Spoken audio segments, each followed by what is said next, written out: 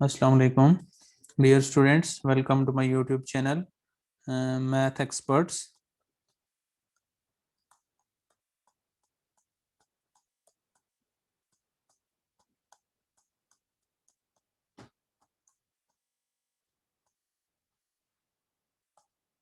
Please subscribe my YouTube channel. Also click the bell icon for new updates.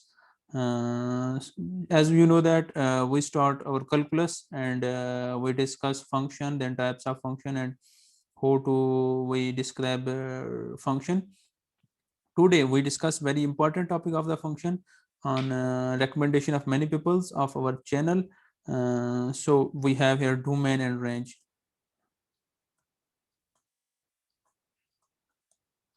Domain and range. Okay, what is the domain of the function and what is the range of a function? First of all I tell you, मैं आपको एक diagram बना के समझाऊंगा कि domain क्या होती है और रेंज क्या होती है. फॉर एग्जांपल हम कहते हैं हमारे पास एक फंक्शन है एफ ऑफ एक्स. ठीक है, ये हमारे पास एक फंक्शन है. कोई भी फंक्शन जो रियल वैल्यूड फंक्शन हो, हमारे पास एक फंक्शन गिवन हो और हम इसकी डोमेन और रेंज कैसे फाइंड करेंगे. हम यहाँ पे कहते हैं कि हमने कुछ इनपुट वैल्यूज देनी है इस फंक्शन को. इनपुट वैल्यूज देंगे और यहाँ पे हमारे पास क्या आएगा, कुछ आउटपुट वैल्यूज आएंगी. ठीक है, अब ये इनपुट वैल्यूज क्या होंगी, हम यहाँ पे कुछ भी वैल्यूज दे सकते हैं.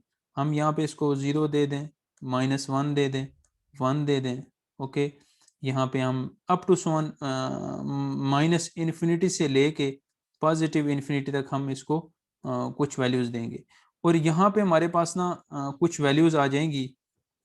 हम इसको क्या बोलेंगे, ये हमारे पास डिपेंड अपॉन दिस होंगी कि जैसे हमारे पास होता है ना y is equal to f of x. Okay, जब हम x की यहाँ पे वैल्यूज देंगे, मैं कह रहा हूँ कि मैं जब x की वैल्यू यहाँ पे 1 रखता हूँ, मैं x की वैल्यू 2 रखता हूँ, तो मेरे पास कुछ y की वैल्यूज आती जाएंगी. तो मैं इसको क्या बोलूंगा, ये मेरे पास क्या है, रेंज. अब यहाँ पे आपने एक बात का जरूरी ख्याल रखना है कि मैं आपको यहाँ पे बताता चलूँ कि हमारे पास दो चीजें नहीं होनी चाहिए.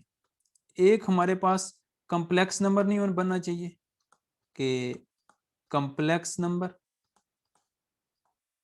ओके, मीन आई कि हमारे पास स्क्वायर रूट के अंदर -1 ना हो. ओके, कि जब हम इनपुट देंगे, ओके, इनपुट वैल्यूज देंगे, तो हमारे पास ये वाली चीज ना बने कि हमारे पास रेडिकल के अंदर -1 ना आए, तो हम उस चीज को अपनी डोमेन कंसीडर कर लेंगे. नंबर 2 हमारे पास कि हमारे पास अनडिफाइंड फॉर्म नहीं बनी चाहिए. अनडिफाइंड फॉर्म मतलब हमारे पास वन समथिंग, हम कहते हैं यहाँ पे a बाई इंफिनिटी, या हमारे पास इन्फिनिटी बाई इन्फिनिटी, या हमारे पास 0/0 या 0/इंफिनिटी वाली फॉर्म नहीं बननी चाहिए. या अदर फॉर्म्स जो हैं वो नहीं बननी चाहिए. तो अगर हम इनपुट देते हैं, ओके, इनपुट देते हैं और हमारे पास ये वाली फॉर्म्स आ जाएंगी, तो उसको भी हम डोमेन के अंदर कंसीडर नहीं करेंगे. तो ये बातें आपको डोमेन के अंदर जब हम वैल्यूज देंगे, मैं यहाँ पे लिख भी देता हूँ, डोमेन के अंदर हम वैल्यूज पुट करेंगे तो हमारे पास ये वाली दोनों फॉर्म्स नहीं बननी चाहिए. बाकी जो भी नंबर आ जाएगा उसको हम डोमेन के लिए कंसिडर कर देंगे. फॉर एग्जाम्पल यहाँ पे हम डेफिनेशन अब लिखेंगे कि हमारे पास definition of domain.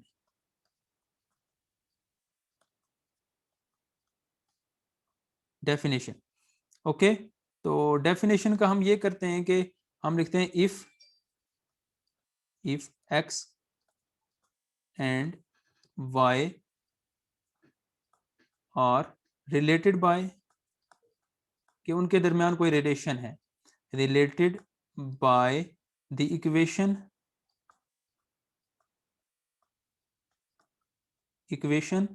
y is equal to f of x.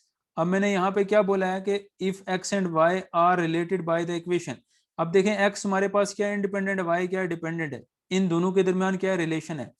तो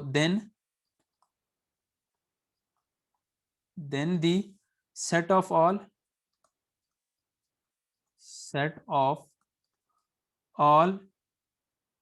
allowable अलोएबल इनपुट्स, इनपुट कहाँ पे हमने इनपुट देनी है, एक्स वैल्यूज पे। Okay, x values is called domain, is called domain. Okay, and set of all, this set of all outputs, कहाँ पे outputs मिलेंगी, y वैल्यूज पे, y वैल्यूज इज कॉल्ड